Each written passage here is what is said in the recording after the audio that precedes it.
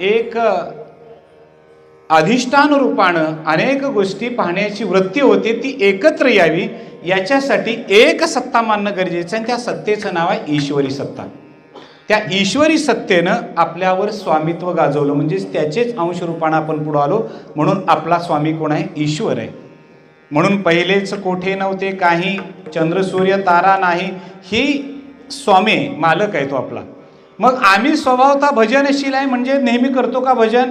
नेहमी भजन करत नाही. कारण का? आमची वृत्ती अशी आहे, भजनाच्या मार्गानं आपण जाण्याची आपली श्रद्धा कमी व्हायला लागली. याचं कारण काय आहे? भजन माझं जे आहे ते माझं भजन कोणीतरी ऐकलं पाहिजे, कुणीतरी बघितलं पाहिजे, कुणीतरी त्याची वाहवा केली पाहिजे, तर माझं भजन मी करणार, नाहीतर करणार नाही. मग रुसला कुणावर? लोकांच्यावर का देवावर? स्वतःवर रुसला.